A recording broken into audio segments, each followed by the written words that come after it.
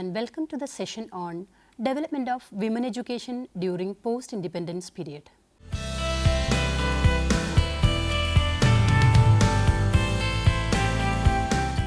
The history makes it clear that in the Vedic period, women had access to education in India, and unfortunately, they had gradually lost this right. Still, later in the British period, there was a revival of interest in women's education in India. During this period, various socio-religious movements led by eminent persons like Rajaram Mohan Roy, Ishwara Chandra Vidyasagar emphasized on women's education in India. Leaders like Mahatma Jyotiba Phule, Periyar and Baba Saheb Ambedkar, who worked for the progress of lower castes in India, took various initiatives to make education available to the women of India. Many social thinkers advocated for women's education. In the post-independence period, education in the context of development is recognized as an instrument of social change, as more emphasis was put on promoting equality in society. Education is seen as a means to bring about changes towards more equality. Education of women is realized as the most powerful tool of change of position in society. Education of women also brings a reduction in inequalities and functions as a means of improving their status within the family. And when it comes to the overall development of the country, women's education contributes a lot. Jawaharlal Nehru says, if you educate a man, you educate an individual. However, if you educate a woman, you educate a whole family. Women empowered means Mother India empowered. Women education not only helps in the development of half of the human resources, but in improving the quality of life at home and outside. Educated women not only tend to promote education of their girl children, but also can provide better guidance to all their children. Moreover, educated women can also help in the reduction of infant mortality rate and growth of the population. However, women's education got a fillip after the country got independence in 1947. The leaders of our freedom movement realized the importance of girls' education and had put it as a prime agenda for national development. And the issue of women education was taken seriously.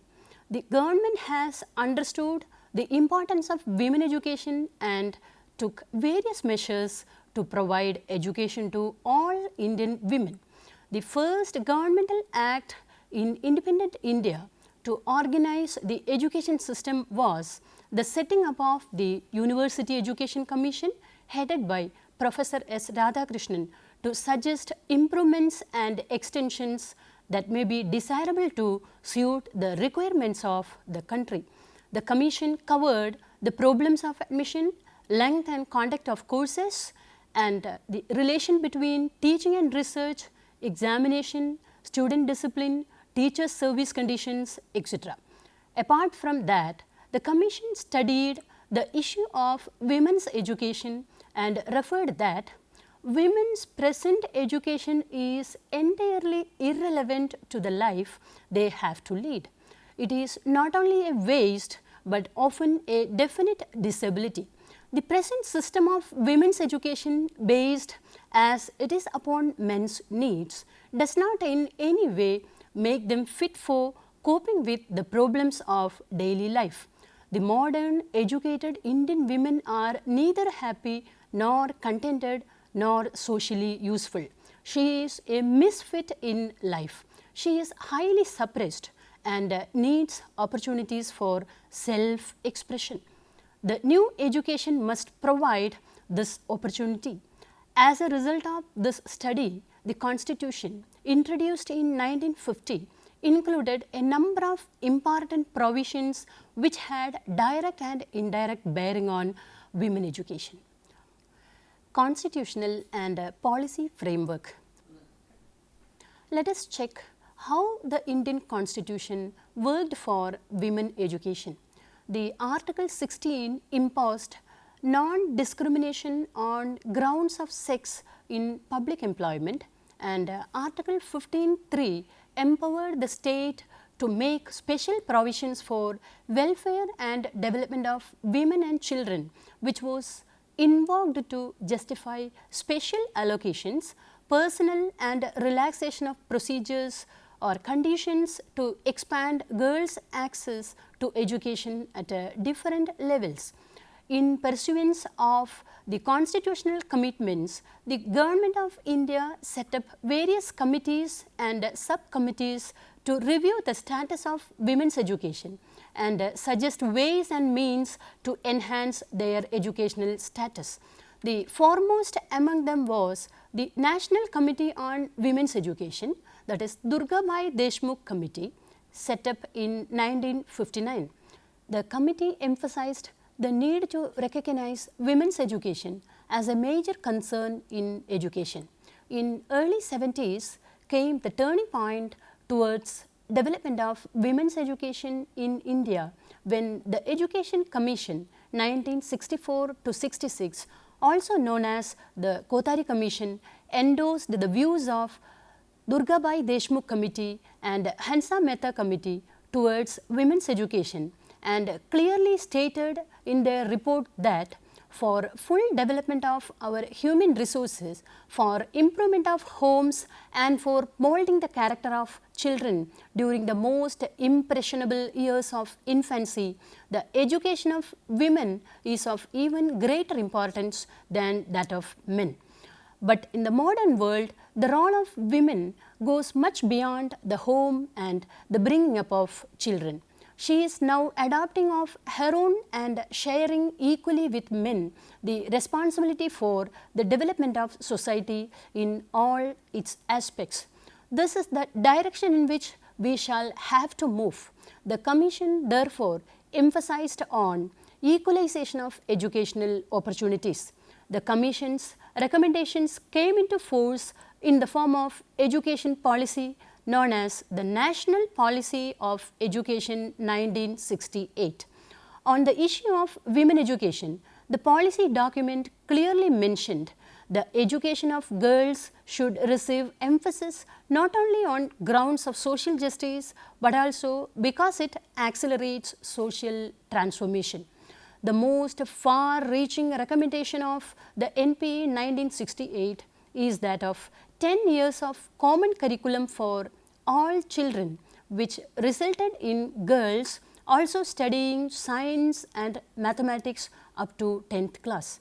The participation of women in studies and thereafter their contribution in the areas of science, mathematics and technology on various responsible positions that we see today has its roots in this recommendation of the NP 1968. Another landmark report titled The Status of Women in India 1974 for the first time recognized equality of sexes as a major value to be inculcated through the educational process. It underlined the role of education as an agent of empowering women. It noted wider gaps between the enrollments of girls and boys at all levels, as the proportion of girls in the relevant age groups covered by the school system remained far below the constitutional target of universal education up to the age of 14 years. It also observed that these gaps were mainly due to ambivalent attitude regarding the purpose of educating girls and inadequate educational facilities for girls. The committee therefore recommended sustained campaigns by all types of persons, preferably women officials and non-officials, social and political workers, to bring every girl child into school in class 1, preferably at the age of 6 years, free education for all girls up to the end of the secondary stage, and equality of sexes as a major value to be inculcated through the educational process, among others. Another significant move of the Government of India towards women development has been the setting up of National Core Group, which highlighted that women are not the weaker segment of society or passive beneficiaries of the development process, but they are the source of unique strength for achieving national goals. Education was seen as the most important instrument to improve the status of women in India, and therefore, the forthcoming plan and policies visualized a strong need to give top priority to the education of women. The National Policy on Education (NP), revised in 1992, focused on education for women's equality and empowerment, and was hailed as a real turning point in addressing gender issues in government policies.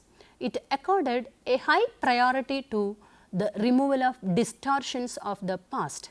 It specifically emphasized the necessity of reorienting the education system to promote women equality and envisioned a positive and interventionist role of education in the empowerment of women.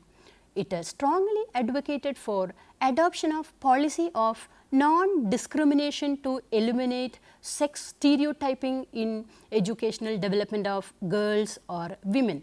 The education of girls belonging to socially deprived group and communities received a special emphasis. The Program of Action POA 1992 of the policy document directed all the bureaus of the Department of Education for preparing a concrete action plan in order to address gender related concerns in their specific areas of work. It also proposed to create a monitoring unit in the planning division of the Department of Education at the national level as well as at the state levels to ensure integration of gender issues into policy programs and schemes. Another important move towards women's equality and empowerment is the adoption of the National Policy for the Empowerment of Women in 2001, which focused on equal access to quality education at all levels and the need for career vocational guidance to girls or women. Apart from this, the policy envisaged introduction of a gender perspective in the budgeting process as an operational strategy. In 2005, the Government of India set up the CABE Committee on Girls' Education and Common School System to examine existing schemes, incentives and special measures aimed at reducing gender disparity and increasing the participation and retention of girls in all sectors of education. It recommended free and compulsory education for girls up to the age of 18 years and emphasized that there should be no hidden course in girls' education. The committee gave thrust to initiate measures to promote girls' education of such nature, force and magnitude that enable girls to overcome the obstacles posed by factors such as poverty, domestic or sibling responsibilities, girl-child labor, low preference to girls' education, preference to marriage over education, etc. It also recommended the appointment of women teachers and women attendants in every institution with the provision of suitable working conditions for them so that they can perform their duties effectively, especially in rural areas.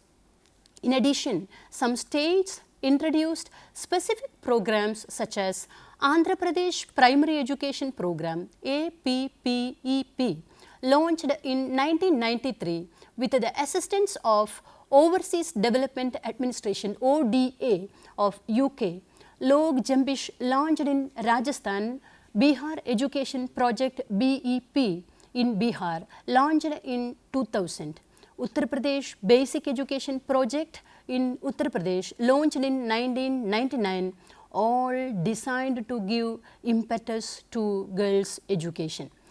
The major recent initiative of the Government of India in achieving the goal of education for all has been the launching of the Sarva Shiksha Abhiyan SSA in 2001-2 as a national program.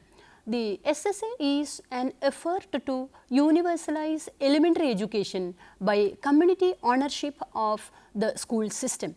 Gender sensitivity is the basic guiding principle, be it planning and management, school improvement, pedagogical renewal, strategies for community mobilization and participation or specific interventions for girls' education. SSA ensures elementary schooling, education for all children up to class 8 completely free across the country. The targeted provisions for girls under SSA are distribution of free textbooks for all girls up to class 8, support for construction of separate toilets for girls in schools, organization of back to school camps for out of school girls, organization of bridge courses for older girls, recruitment of 50% women teachers, opening of early childhood care and education centers in or near schools in convergence with ICDS program, support for organization of teachers sensitization programs to promote equitable learning opportunities, development of gender sensitive teaching learning materials including textbooks, intensive efforts to mobilize community to generate a community demand for girls' education, provision of innovation fund per district for need-based interventions for ensuring girls' attendance and retention. Within the ambit of Sarva Shiksha Abhiyan SSA, a special thrust on women's education came from the government through the National Program of Education for Girls at Elementary Levels NPEGEL in July 2003. The NPEGEL under the existing scheme of SSA provides additional components at the elementary level for education of underprivileged or disadvantaged girls. The scheme is being implemented in educationally backward blocks EBBS, where the level of rural female literacy is less than the national averages and the gender gap is above the national averages, as well as in blocks of districts that have at least a 5% SC or ST population and where SC or ST female literacy is below 10% based on 1991 census. Another scheme introduced on behalf of the government in 2004 is the Kasturba Gandhi Baliga Vidyalaya KGBV. The main aim of the scheme is to preferentially encourage backward classes and scheduled caste girls to be in schools. It became a part of SSA in 2007. Currently, the scheme is operational in 24 states and 1 union territory.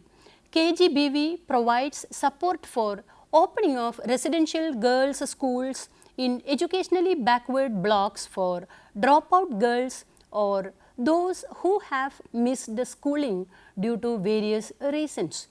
Above all, the Right of Children to Free and Compulsory Education Act 2009, commonly known as the Right to Education RTE Act, is being seen with much hope to bring about the long awaited changes in education of children aged 6 to 14 years, addressing disparities of access and quality.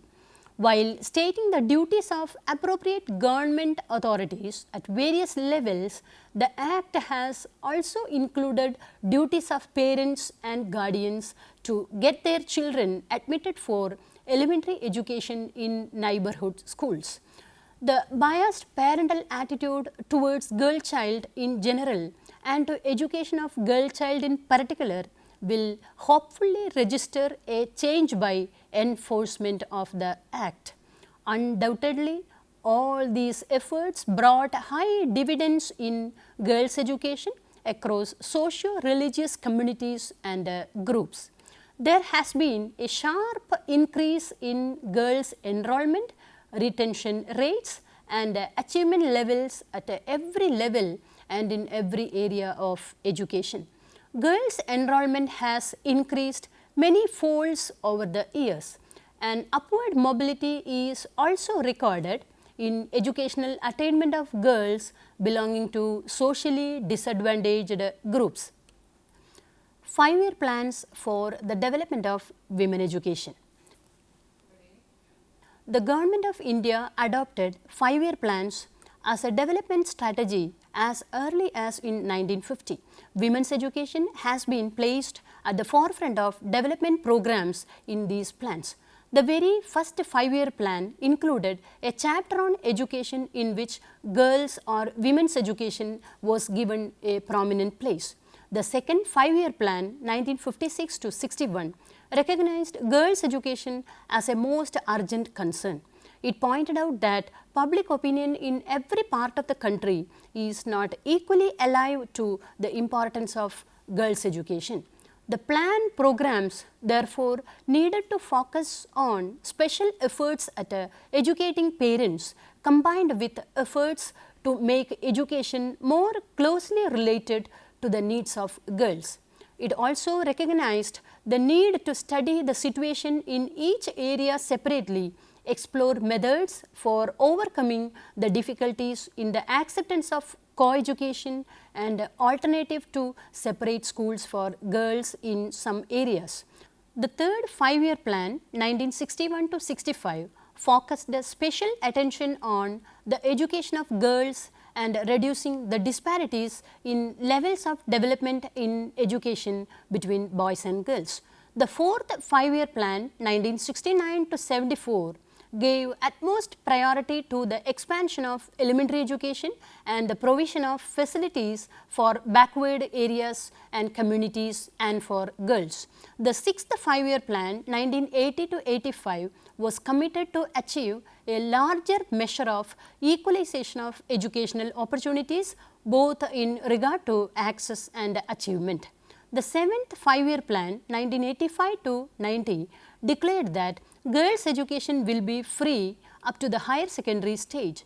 The strategies for educational programs and training and their organizational designs particularly focused on women. The focus of effort was on promotion of girls' education through appointment of women teachers, attachment of preschool centers to primary schools, provision of free uniforms and other incentives. The eighth 5-year plan, 1992 to 97, highlighted for the first time a gender perspective and the need to ensure a definite flow of funds from the general developmental sectors to women. It stressed on expansion of secondary schools, particularly to cater to the needs of deprived sections like girls and SCs or STs and in rural areas. Special programs were implemented with a greater gender sensitivity. The ninth 5-year plan, 1997 to 2002, recognized education of girls as a non-negotiable area. The National Agenda for Governance also stated that plans will be instituted for providing free education for girls up to college level, that is undergraduate level, including professional courses. Additional hostel facilities for girls, particularly in tribal and remote areas, to improve attendance were also proposed. Women's component plan was adopted as one of the major strategies and directed both the center and state governments to ensure that not less than 30% of funds or benefits are used in all the women's related sectors. The 10th 5-year plan, 2002 to 2007, again viewed girls' education as a major area seeking attention. The plan proposed to create an enabling environment by providing easy and equal access to educational opportunities, free education and gender sensitive educational system. The plan laid emphasis on universalization of elementary education UEE guided by 5 parameters, that is universal access, universal enrollment, universal retention, universal achievement and equity. The major schemes of elementary education launched were Sarva Shiksha Abhiyan SSA, Midday Meal Scheme MDMS and Kasturba Gandhi Baliga Vidyalayas KGBVS. The scheme of providing boarding and hostel facilities for girls initiated in 1993 was revised with the intent of increasing girls' enrollment at the secondary or higher secondary level. Under the recast program of Baliga Samriddhi Yojana BSY, the 10th plan focused on educating and empowering the girl child living below the poverty line with adequate financial support till she completes higher secondary education or gets equipped with the necessary skills to earn her livelihood. The 11th 5-year plan 2007 to 12 placed the highest priority on education as a central instrument for achieving rapid and inclusive growth. Referring to the CAPE Committee report on girls' education and a common school system, the 11th 5-year plan states that looking into the shortage of secondary schools for girls, both co-educational and girls' schools, opening of schools exclusively for girls appears to be necessary to overcome the gender disparity.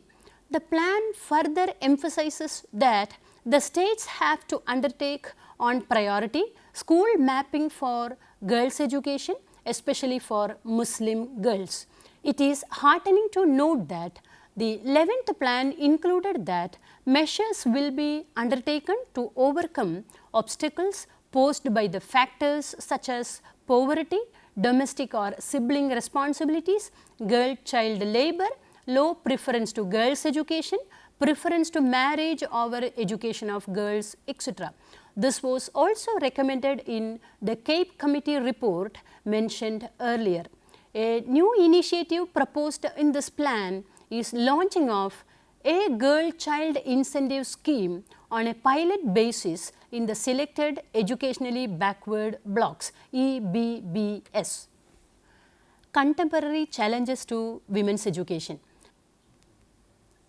The effects of formal education on Indian women over the years between independence and the early 1970s was captured in the Towards Equality Report 1974, which indicated its role in sharpening class inequalities between women.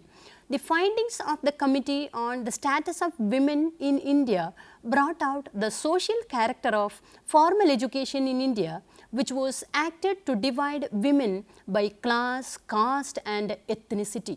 Larger feminist critics of development policies and paradigms have unfortunately overlooked the ways in which formal education in its organization and processes offers a narrow range of subject positions for girls and women, locating and even objectifying them as mere instruments in the narrative of national progress. So, after the revelations in the report and also due to the persistence of various women studies scholars, the National Policy on Education NPE specially emphasized the necessity of reorienting education to promote women's equality and envisioned education playing a positive interventionist role in the empowerment of women. The policy recommended revision of textbooks to eliminate gender bias and stereotyping and the training of teachers towards greater gender sensitivity. The NP 1986 was a radical policy intervention in that it placed gender equality through education as a social and political commitment of the state, and it has continued to guide advocacy efforts for women's education. The NP understood the participation of both men and women in the field of education is inevitable to ensure the success of democracy and for social transformation. That is why it stated wider women's access to vocational, technical and professional education at all levels, breaking gender stereotypes will ensure better financial stability for women and lead to national development. Still, women's education is yet to achieve its goal. Let us go through the multiple challenges which block the 100% success of women's education. Gender discrimination. It is a major obstacle in granting equal opportunity for women in education. The National Curriculum Framework 2000 has a clear-cut position on gender issues which embodies a break from the rhetoric and approach of earlier policy documents. The glorification of women as mothers and the pronouncement that gender equality will be promoted through non-adversarial positions signifies the considerable shift from the NP 1986, which spoke of education as an interventionist agency to promote gender equality in Indian society. The framework is an enormous setback to the women's movement. It portends a future for women's education which is deeply disempowering. It is not surprising that the NCF, displaying its ideological position on women, includes education of girls in a section titled Education for a Cohesive Society. Here, we get a glimpse of how girls can be educated the right way. Patriarchal oppression and the struggle for equality and justice are non-issues in a social order in which caste and gender hierarchies are non-conflictual, harmonious elements in the seamless fabric of the great Indian tradition.